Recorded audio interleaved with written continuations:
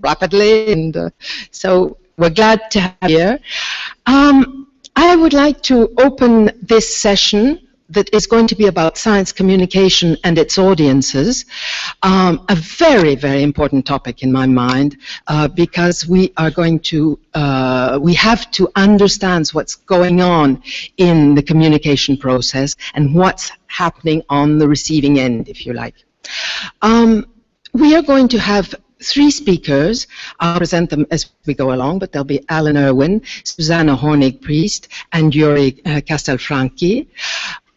Before we start the session, however, I would like just to take a minute or two to dedicate this session to a major Latin American communication scholar who died, unfortunately, 3 weeks ago, roughly, Eliseo Veron.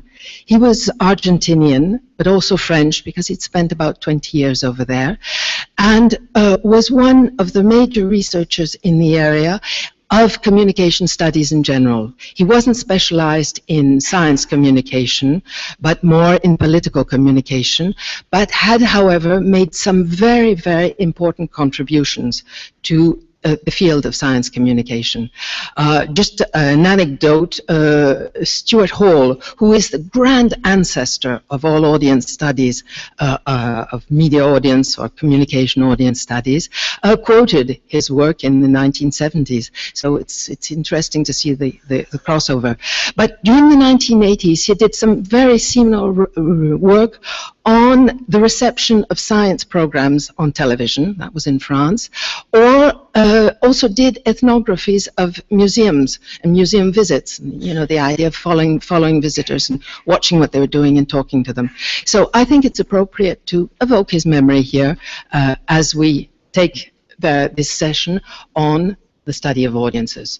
So I would like to, sorry, I beg your pardon, but Alan has a series of affiliations, so I've got to have the paper in front of me to make sure I get them all right.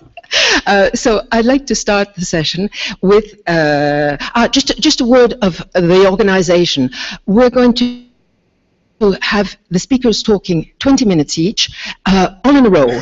And we felt that it would be nicer to have a discussion at the end so that we can really sort of get going and I won't have to stop you rather rapidly. So we're going to start with Alan Irwin, who is Dean of Research at Copenhagen Business School, which is in Denmark, and is also at the University of Glasgow, for the time being in the United Kingdom.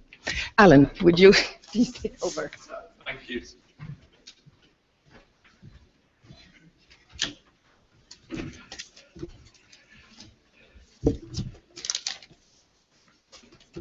Thank you very much and good morning. It's always a pleasure to get the 9 o'clock in the morning after the conference dinner speaking slot. But the good news is the 2 speakers who are going to follow me are really, really excellent. So if you can just settle down over the next 15, 20 minutes, then you're really going to be in for a very good morning indeed. But it's fantastic to be here. Thank you to Suzanne for the invitation, and thank you to everyone behind this wonderful conference in such an interesting, fascinating, beautiful location. So I've got 20 minutes, or just under 20 minutes, I guess, and my theme, which is right up there, is From Deficit to Democracy Revisited. Why From Deficit to Democracy and why Revisited? Well, the background to this was actually the special issue of Public Understanding of Science, which Sue Howard kindly gave to me just a second ago, where is part of the 20th anniversary of the journal Public Understanding of Science, and that, by the way, is a major success. The journal's gone from strength to strength over that period. There was the idea of doing a 20-year discussion of public engagement. So my contribution, which the reference is up there, is just one of a series of, I think, really excellent contributions by a lot of leading scholars in the field. So thank you to Martin and to Sue, but also to Simon Locke, who's somewhere in the room, and James Wilson, there he is, and to Jack Stilgo for pulling together the special issue. And I'd recommend you take a look. People like Sheila Jasner, Brian Wynn, Maya Horst, who's here, are in this. escreveram uma introdução muito boa.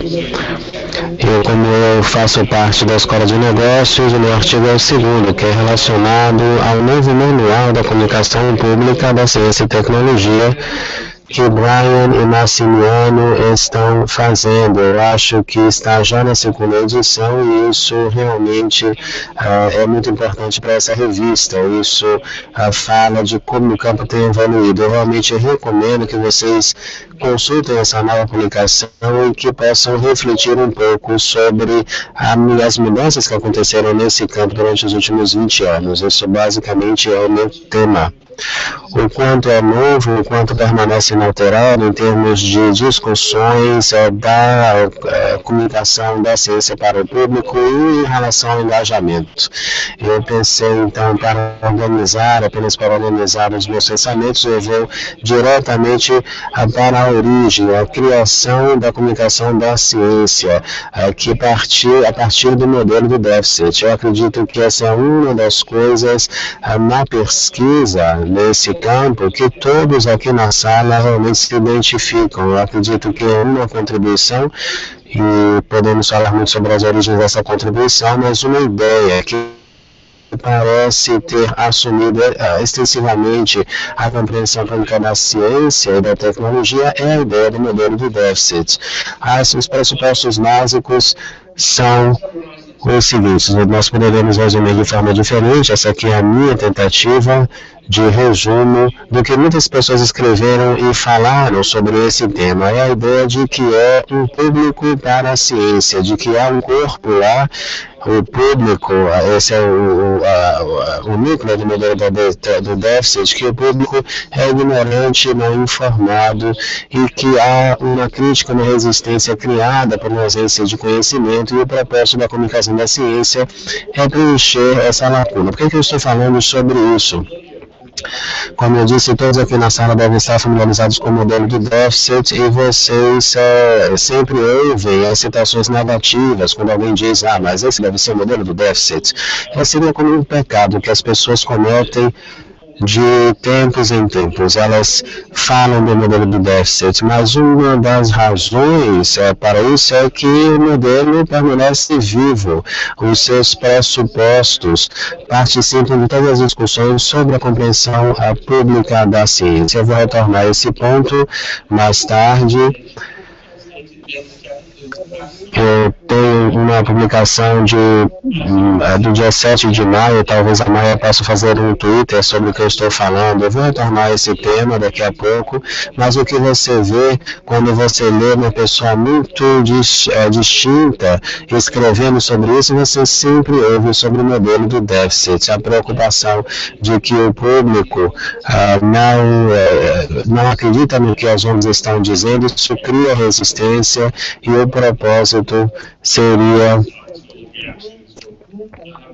não ter essas reações, essas opiniões não informadas. Então, o modelo do déficit está vivo, está bem, mas frequentemente eu também acredito que essa é uma questão padrão na literatura e na compreensão pública da ciência. As pessoas também contrastam com o que é chamado de modelo democrático da ciência. Esse é mais difícil resumir, esse modelo democrático. E essa pode ser, mais uma vez, a base para as discussões, o quanto nós temos aqui, conseguimos resumir esse modelo, qual seria o relacionamento entre as contribuições das ciências sociais e esse campo, e esses argumentos. Vamos falar sobre tudo isso.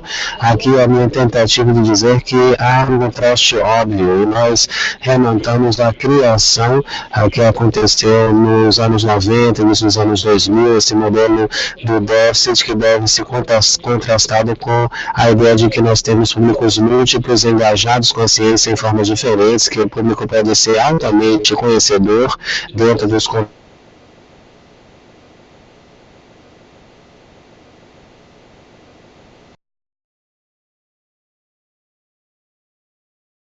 não na ignorância, mas é uma avaliação mais ampla.